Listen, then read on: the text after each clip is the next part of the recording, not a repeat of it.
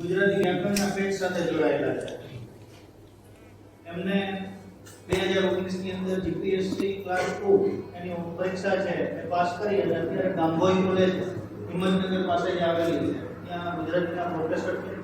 વિશારદ નામની એક YouTube channel છે જેની અંદર ગુજરાતની અંદર જેટલા અધ્યાપકો છે તે પોતાના ફ્રી સમયની અંદર પોતાનો અતિરિક્ત સમય છે આપી અને વિડીયોઝ છે એ YouTube પર મૂકે છે. અત્યાર સુધીની અંદર 1.5 લાખ કેટલા વિદ્યાર્થીઓ છે એના વિડીયો છે જોયેલા છે. અને હું પોતે પણ સાહેબની પાસે ભણેલો છું. હું જ્યારે રાજકોટની અંદર જીપીએસસી ની તૈયારી જે કરતો હતો ત્યારે સાહેબની પાસે ભણવાનો મોકો છે મને મળ્યો હતો. તો મને એવું થયું કે આવું તો વ્યાકરણ છે કે અત્યાર સુધીમાં મેં ક્યાંય શીખ્યું નથી. અને આપણે ટીવાયની અંદર એક પેપર છે કે આખું વ્યાકરણનું આવે છે. મને એમ થયું કે આપણે સાહેબનો લાભ છે એ લઈએ. હવે હું વિદ્યાર્થીને વિનંતી છે કરીશ કે પુષ્પગુચ્છ છે લઈને આવે. અમારા પ્રિન્સિપાલ સાહેબ જે છે નરેન્દ્ર કુમાર પંડ્યા એમનું સ્વાગત છે કરવા માટે હું પુષ્પભાઈ રાવળને વિનંતી કરું.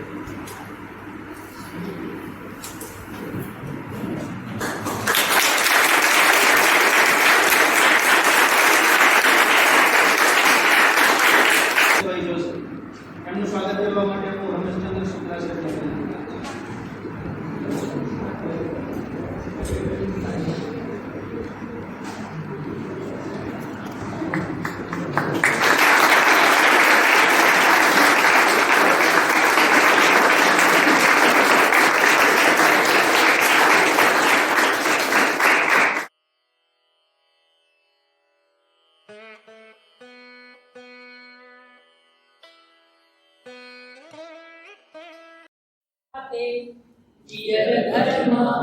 જિંદગી જોઈ સારી અને જેવું શું ગાઈ શકાય? મંદા કાંતા મગન તબલા કાસરોતી નારી. તો આ રીતે એક જ પંક્તિ જો વ્યવસ્થિત પકડાઈ જાય તો છંદ છે આપણા માટે સરળ થઈ જશે. તો હવે આપણે સમૂહ પઠન કરવાનું છે. ચલો. મંદા કાંતા મગન તબલા કાસરોતી નારી દેશી ઘાટે તિયરમાં જિંદગી જોઈ સારી વર્ષાકાલે જલધિ ઝરણા હોય જાણે તરંગો ઉછેરો બી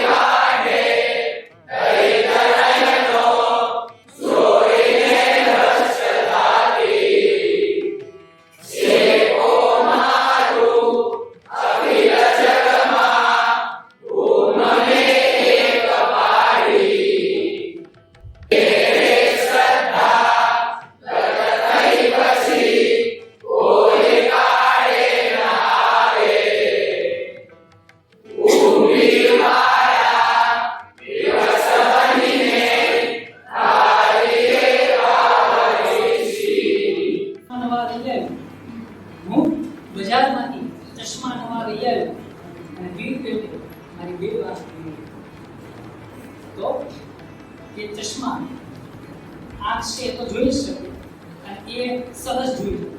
પણ ચશ્મા છે એ પછી સપોર્ટમાં આવે. એમ આજે આપણે જે કંઈ મળી રહ્યા છે આપણી પાસે બહુ લિમિટેડ કલાકો છે. એ કલાકોમાં એટલે તમે આંખ ના આપી શકો તો પણ ચશ્મા તો આપવા જ છે. એટલે આ સંકલ્પ સાથે આવ્યો છું. તો આવો આગળ વધીએ.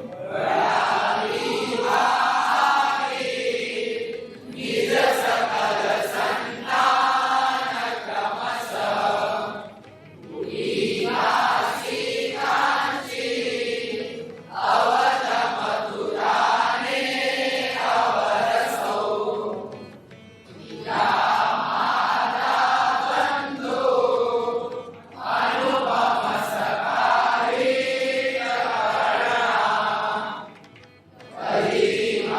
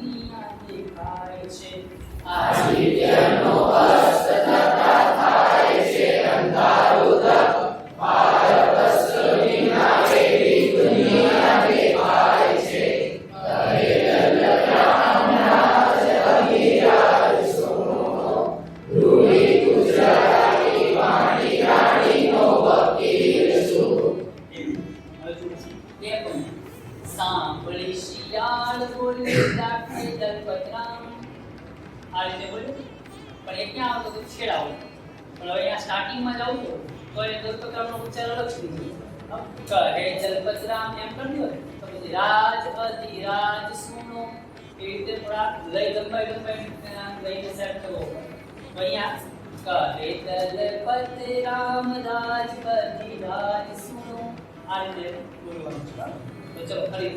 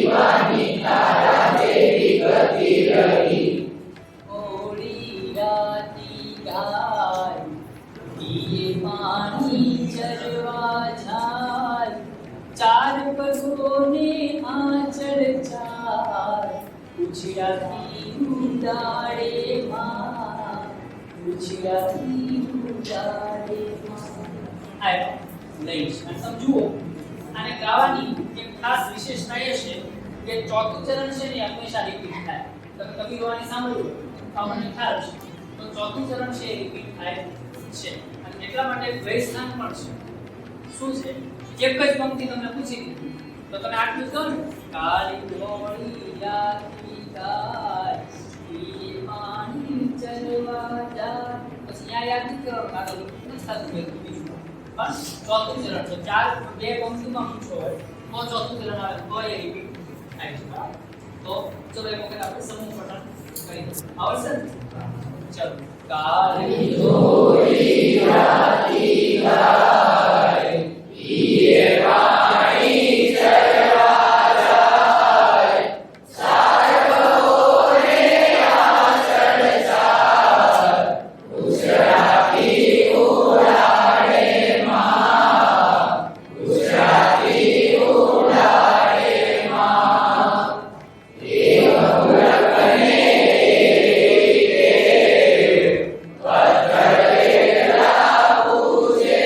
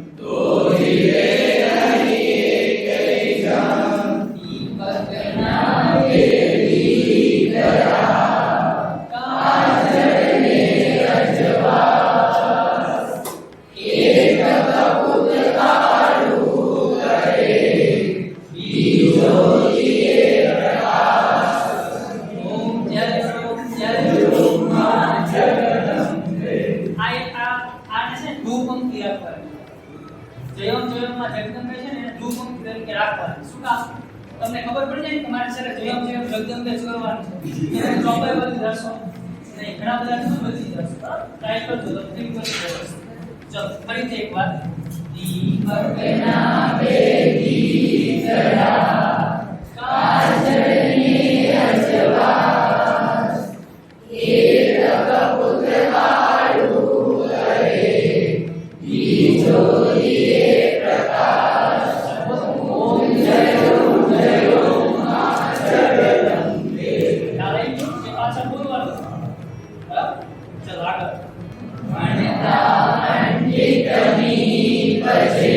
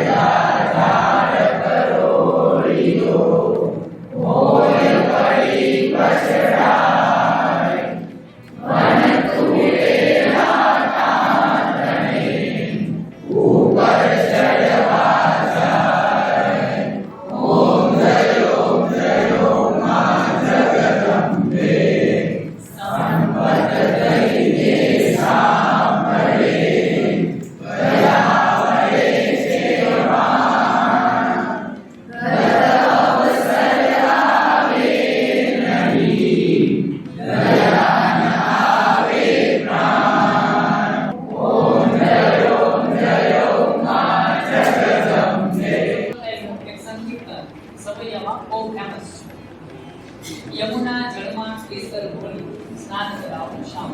અહીં આપણે સામ્યું પણ છે આપણે લેવું ખબર છે તો કરો છો.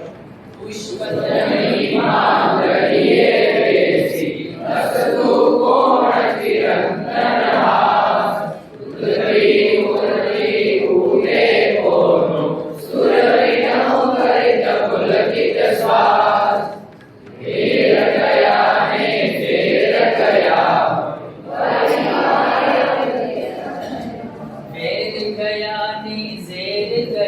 बलिकारा केड़ गया करनार वेर गया ने जेर गया बलिकारा केड़ गया करनार करनाती जाति जाति संप करी चाले संसार सुंदरनी ये रण पर कोरी पड़े हथोरी चेतन रूप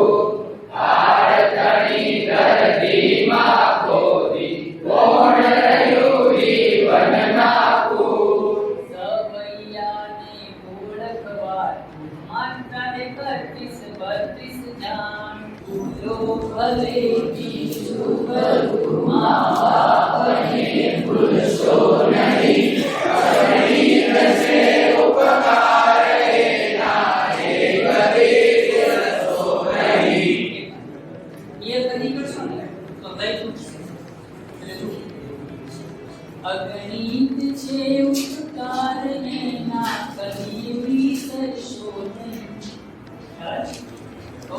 ભૂલો ભલે બીજું બધું મા બાપને ભૂલશો નહીં.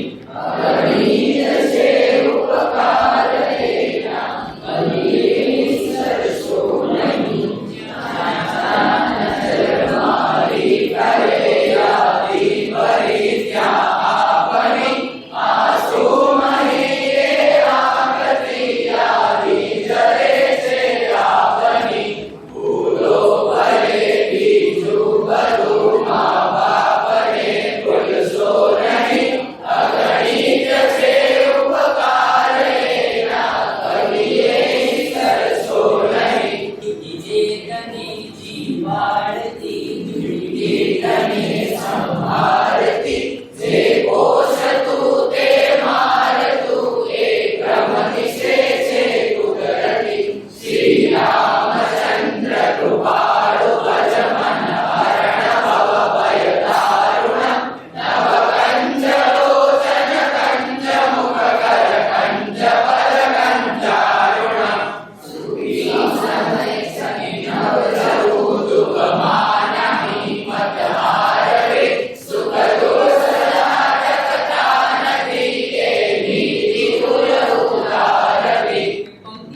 સાથે ત્રાસ મળતો હતો એટલે આ પંક્તિ બનાવી દીધી છે. તો સાંભળો. આ પ્રેમ સંસારી તણો તુજ તેજ જેવો છે નથી, હરિ કીર્તિ છંદ જાણવા ચૌકે સોળે હોય નથી. ખ્યાલ આવ્યો? તો ફરીથી આ પ્રેમ સંસારી તણો તુજ તેજ જેવો છે નથી, હરિ કીર્તિ છંદ જાણવા ચૌકે સોળે હોય નથી.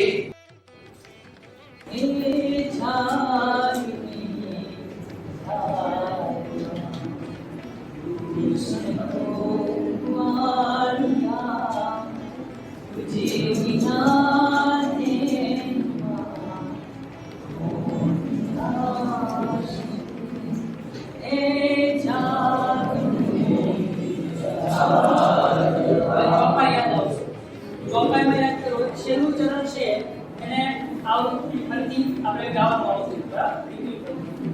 અને ઝૂલણા જુઓ તો એમાં પહેલું ચરણ છે ને એ ફરીથી છેલ્લે પર ગાવાનું આવે છે. તો ચોપાઈ અને ઝૂલણા ત્યાં નથી આવે છે, કારણ કે એક ચરણની ફરીથી ત્યાં ગાવાની પ્રક્રિયા થાય છે. તો તમે જ હવે ટ્રાય કરો.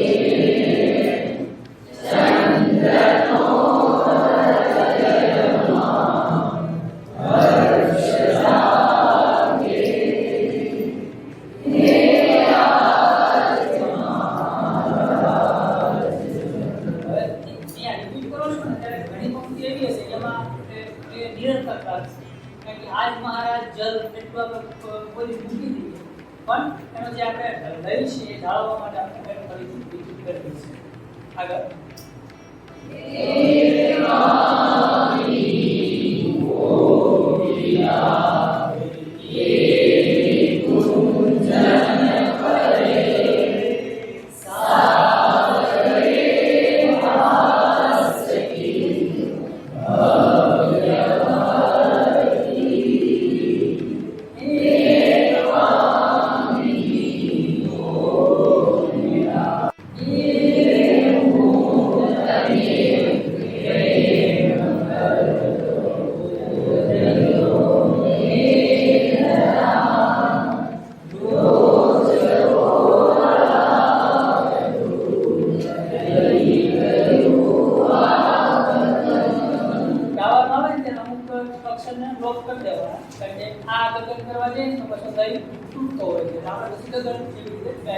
આપણો મુખ્ય દેશ છે અને ઓળખી લેવાનો લઈ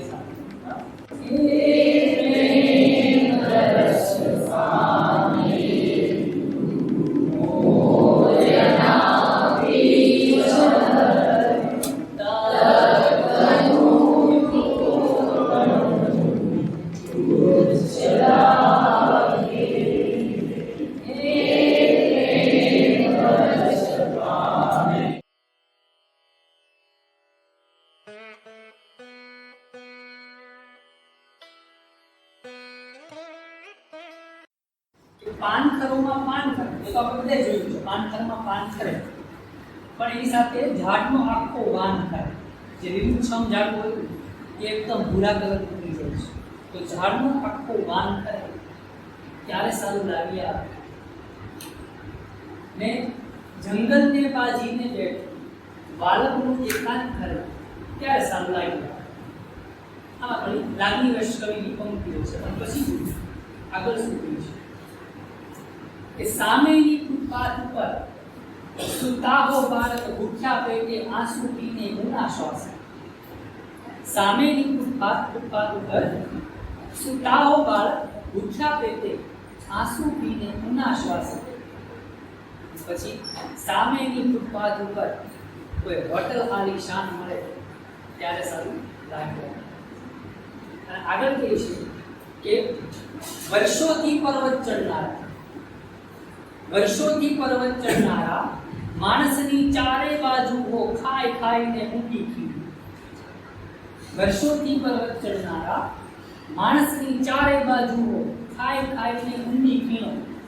પછી એક જ ડગલું બાકી હો ને અંતે એનું ધ્યાન પડે ત્યારે સારું લાગે. એક જ ડગલું બાકી હો ને અંતે એનું ધ્યાન ચડે ત્યારે સારું લાગી આવે. અને છેલ્લી પંક્તિ છે કે તમે હો મુસ્તાક. મુસ્તાક શબ્દ એનો અર્થ થાય પ્રવીણ કુશળ. તમે હો મુસ્તાક, તમારી તલવારો પર દુશ્મનને પડકારી લાવો રણની વચ્ચે. તમે હો મુસ્તાક, તમારી તલવારો પર દુશ્મનને પડકારી લાવો રણની વચ્ચે. અને પછી હાથ જરા સરકાવો પાછળ ને સાવજ ખાલી જ્ઞાન મળે ત્યારે સારું લાગે. હાથ જરા સરકાવો પાછળ ને સાવજ ખાલી જ્ઞાન મળે ત્યારે સારું લાગી આવે. અને એમને પછી અંધાપો આવ્યો હોય એમને તમે કાર કહો તો કલ્પના કરી શકે ગાડી ઉપર, પણ જે જન્મજાત અંધ છે એને તમે કાર કહો, બસ કહો, બગીચો કહો, એને કશું કોઈ કલ્પના, એને કોઈ ચિત્ર દેખાશે નહીં, કારણ કે એને કશું જોયું. એ આંધળો માણસ, એનો જન્મ થઈ ગયો છે પણ એને ખબર નથી.